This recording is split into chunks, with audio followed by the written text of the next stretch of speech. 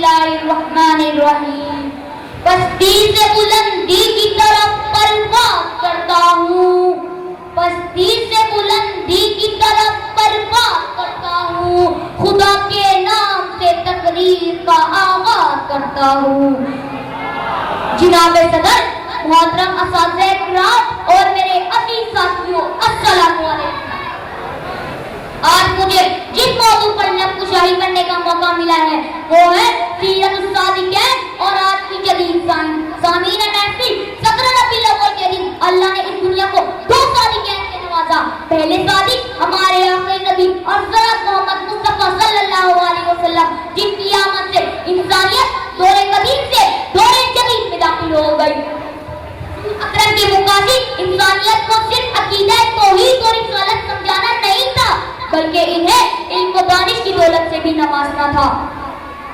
आपने खुद अपनी हयात तरीका में इस निज़ाम की बुनियाद रखी और फनी, इल्मी और साइंसी तरक्की के शहराएं खोल दी और उम्मत को अपनी निगरानी में अब रखते हुए इस तरह का अमल फरमाया, वो तेज रफ्तारी के साथ आगे बढ़ते ही चले गए।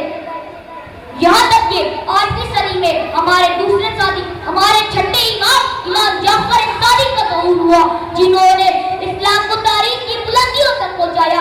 इमाम ने बेपनाह इल्मी, कलमी और तकरीरी सरमाए से मुसलमानों को मालामाल कर दिया और इनमें दीन, फलसफा, ऐसा, तिबियात और कीमिया में बहुत सी किताबें लिखी। आपने फिजिक्स के ओबेसिटी और ट्रांसपेरेंसी मटेरियल जैसे लॉज बनाए जो आज लॉ ऑफ फिजिक्स में से एक है। इमाम ने 12 साल की उम्र में एरिस्टोटल के फोर एलिमेंट थ्योरी को मुस्तरद कर दिया।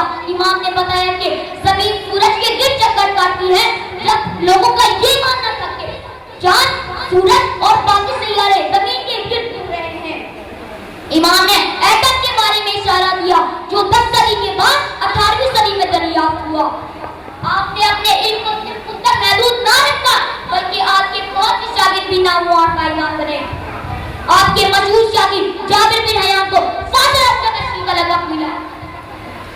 इस तरह 9वीं सदी से 14वीं सदी तक मुसलमान इल्म साइंस की बुलंदी पर रहे, मगर मगरिबी दुनिया की पैरोकारी करने और अपने आबा और अजदाद की नक्शे कदम पर न चलने की वजह से मुसलमान ज़वाल का शिकार हो गए, जिससे हम आज तक नहीं निकल सकते। बकौल अल्लामा इकबाल, थे तो आबा वो तुम्हारे ही मगर तुम क्या हो, थे तो आबा वो तुम्हारे ही मगर तुम क्या हो, हाथ पर हाथ धरे मुंतज़िरे पर्दा हो। इल्म तिब में भी मुसलमानों की दिलचस्पी का सबब हुजूर अकरम की अहादीस में इस इल्म का जिक्र है। इब्न सीना, अल-फराबी, अल-बैरूनी और बहुत से मुसलमान अपने वक्त के माहिर तिब थे, जबकि आज दुनिया के बेहतरीन डॉक्टर की फहरिस्त निकाली जाए तो मुसलमान डॉक्टर इस फहरिस्त का हिस्सा ही नजर नहीं आते।